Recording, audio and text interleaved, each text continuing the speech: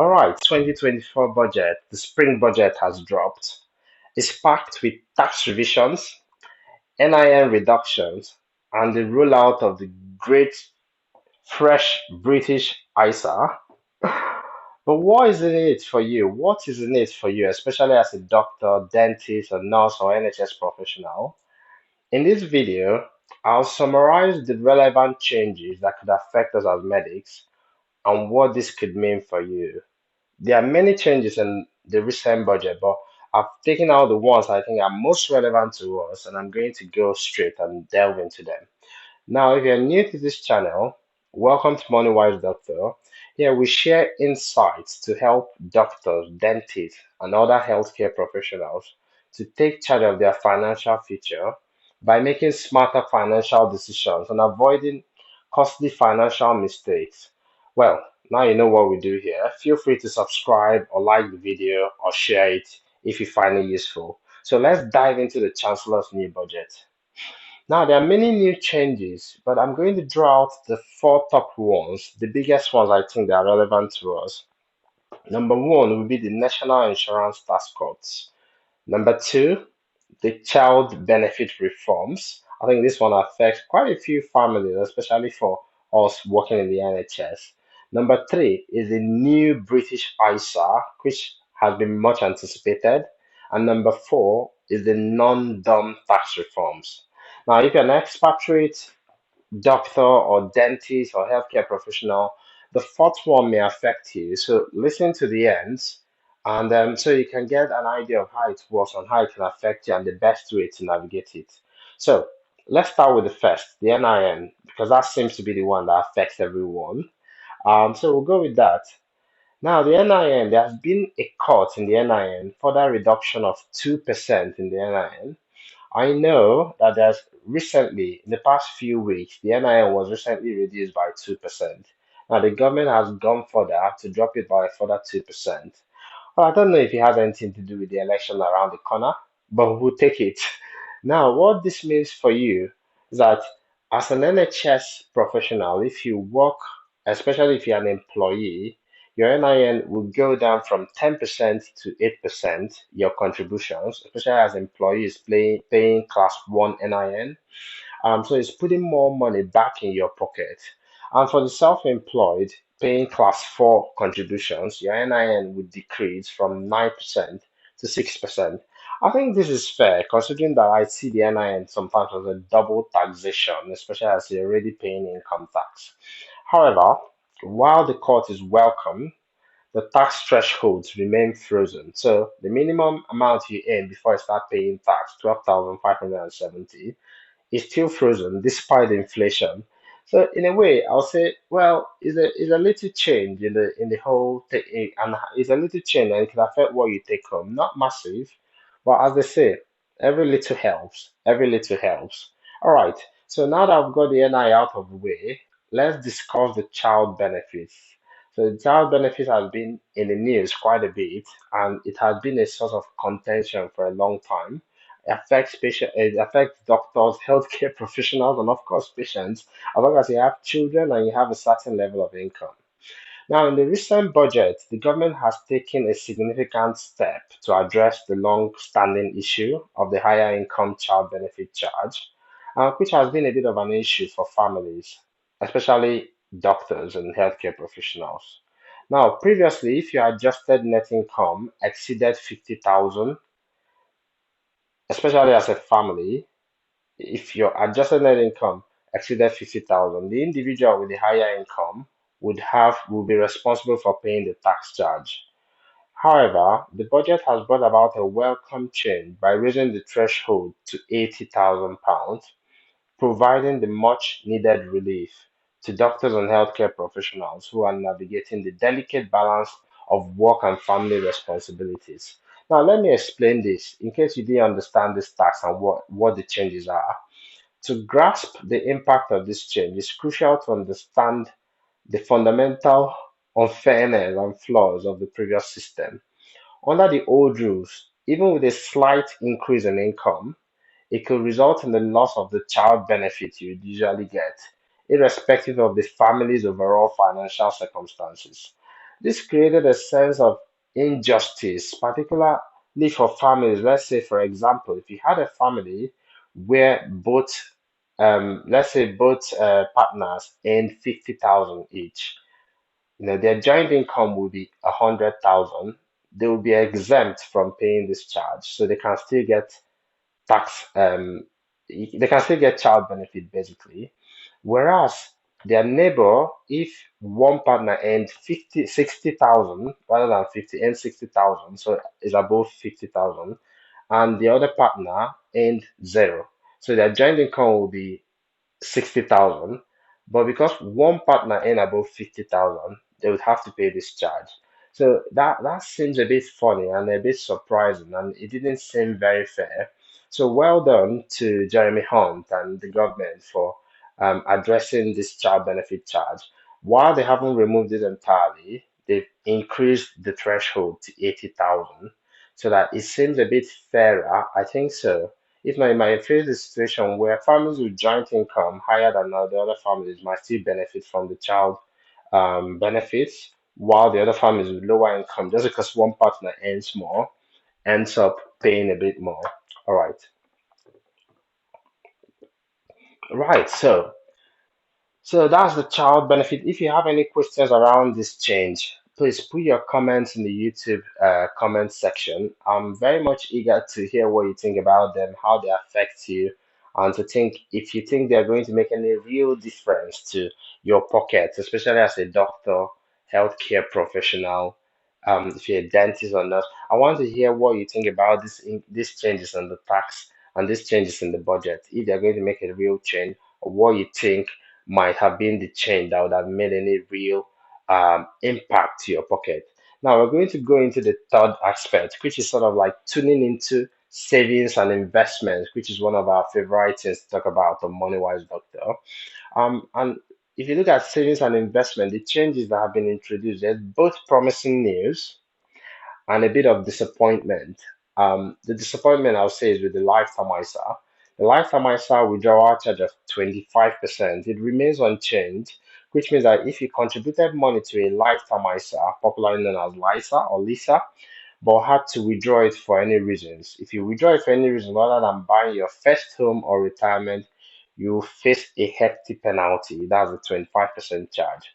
Now, this has been a point of frustration for many people, especially considering the housing market, the rise in the housing prices. If you live around London or the Southwest, you might not be able to buy a house that is less than £450,000, and that's the maximum you can buy with a LISA. So it's quite difficult. If you can't find a house that's less than 450,000, you want your money back, then you're going to have to pay a charge. So that didn't seem fair. Yeah, so that's the lifetime ISA. There's not been any changes. Now, there's a British ISA which introduces tax efficient investing if you invest in British assets and companies. So, now to explain it, the normal ISA allowance is about £20,000 and it allows individuals to invest in any stock market worldwide with tax free returns. However, the new British ISA introduces an additional £5,000 allowance bringing the ISA to a total £25,000 annually. But don't rush, there's a catch. The additional £5,000 can only be invested in shares of UK-based companies, and that could be individual stocks or indexes like the FTSE 100. Hmm, now as a doctor and investor, here are my thoughts on this development. On one hand, tax-free investing is always a welcome boost for investment returns. However, the restriction to UK companies may not align with the goals of many investors. I'll give you some examples just to explain it a bit better. So, if you invest via index funds or ETFs in globally diversified funds, let's say you intend to allocate this extra £5,000 of your £25,000 allowance to UK companies. What this means is that you're putting 20%, that's a fifth of your entire portfolio, ISA portfolio for that investment year, into a single country. That doesn't sound like diversification for me. Now, the whole point of index investing is to diversify and avoid the concentration risk.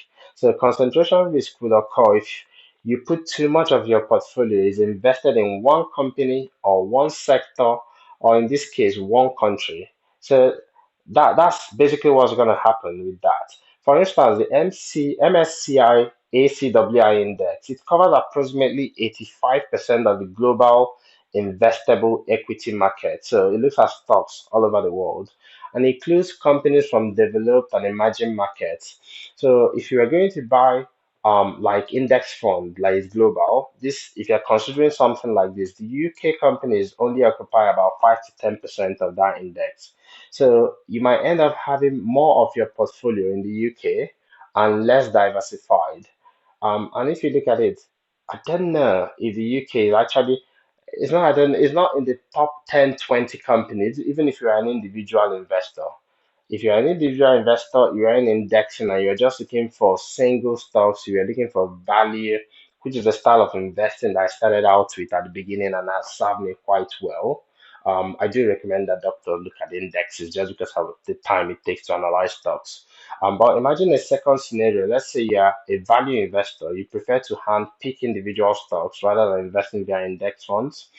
So usually, this investor you seek out the best value opportunities globally, regardless of the country of origin. I've invested in several countries, and most times you're looking for the best value.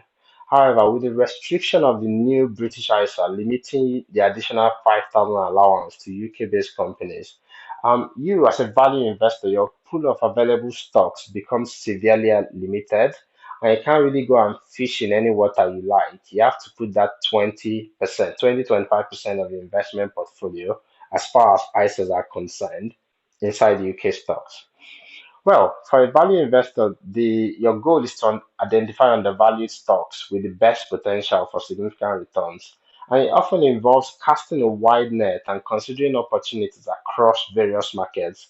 However, with the constraint of only being able to invest that extra 5,000 in UK companies, you're forced to overlook potentially lucrative opportunities in other regions. Well, I suppose you have to make a decision whether you want to take the extra 5,000 and invest it in the UK, or whether you just want to go ahead and say, okay, I'm just going to do the 20K that is allowed and then seek for opportunities elsewhere.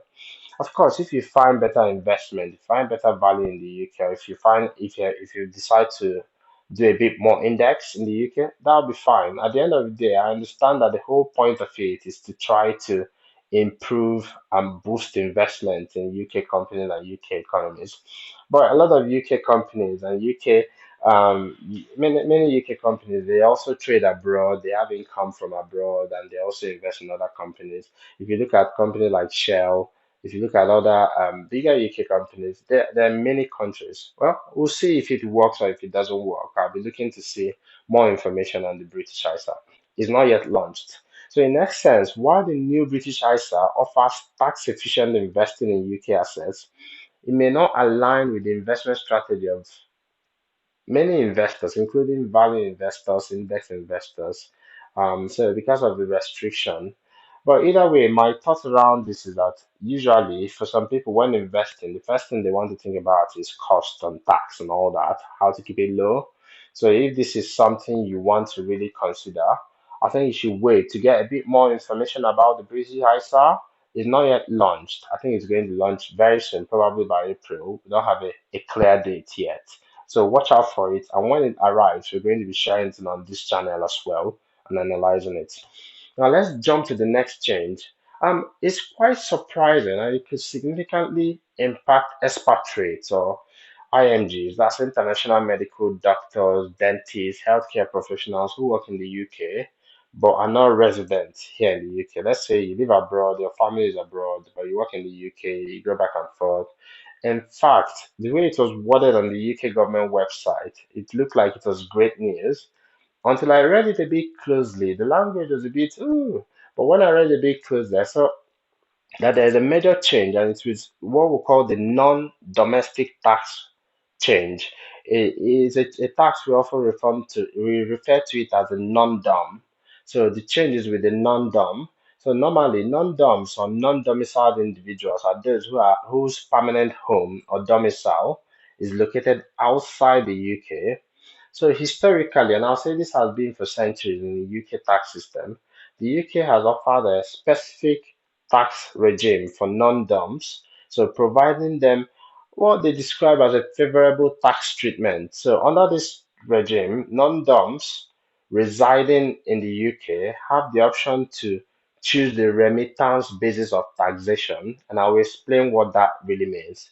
Now, what exactly does that mean? Well, the remittance basis of taxation allows non-doms to pay tax only on their UK income and on foreign income that they bring into the UK. So you pay tax on whatever money you make inside the UK, whether it's a job or investment. And also, if you bring any money from outside the UK into the UK, you pay tax on it. So this was the general treatment for many, many years. So whether you're bringing money from Dubai, from Pakistan, from France, wherever you're bringing it, basically, you didn't pay tax on it. If you brought it into UK, you paid tax on it. But if you made the money and left it there, you didn't pay tax on it. So, but there have been big changes in this recent budget. The recent reforms removed that tax exemptions on foreign income and gains arising from April 2025. So that's next year. So anyone who has been tax resident in the UK for more than 4 years will pay UK tax on any newly arising foreign income. And this is quite a big change. I suppose many people don't talk about it because they might not be affected. But I think it can be a massive change, especially for people, maybe let's say from the EU or from different country, you resident in the UK, but you don't, I mean, obviously you have family elsewhere. All right. So I think the most important thing to note here that there's going to be a 4 year period, especially if you're new, there's going to be a 4 year period during which you have a relief and you don't have to pay that tax. And after that 4 year period, you need to start paying. So pay close attention to this one. We're going to be looking out for more information along those lines. And I think it came quite as a bit of a surprise to me that the conservative government has done that. But again, they've made the decisions based on what they had, maybe to pay for the NIN cuts. All right. So, which of these tax changes do you think would impact you most, and which of them do you think will put more money in your pocket? What were the tax changes you were hoping for, or did they not affect you at all?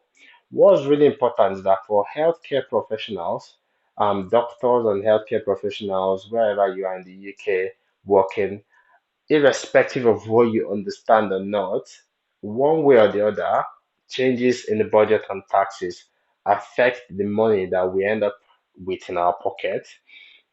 We're looking at several things, including the fact that we'll say that doctors and NHS healthcare professionals have been quite massively underpaid, given the fact that with the rising inflation and no rise in real wages, and that's why there's been a lot of strikes and all that with BME and junior doctors, it's quite important to pay attention to these things. I think there's also a point about landlords. So there's been a change in capital gains tax, which will affect landlords quite positively, I'll say. So the budget brings a reduction in capital gains tax on buy-to-let properties from 28% down to 24%. So this move obviously aims to stimulate more property deals and transactions. It could potentially benefit landlords looking to sell their properties.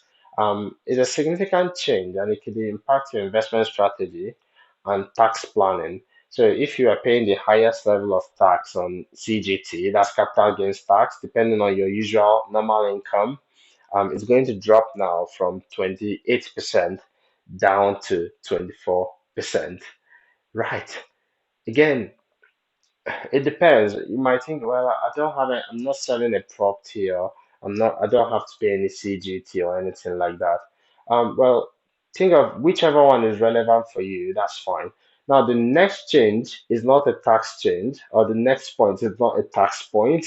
It's basically to say that if you found this video useful and you think it might be useful to someone, a colleague, or someone that you think might benefit from it, why don't you click the share button and make sure that they get it? Right. So thank you for listening, and thank you. I'll be interested to hear your comments in the YouTube comments below. Tell me which of these tax changes would impact you, and tell me if there are any tax changes you are hoping for in the budget that you didn't see. And as always, staying informed and seeking professional advice is essential to capitalize on these changes and safeguard your financial future. All right, till the next video. See you then. Bye bye.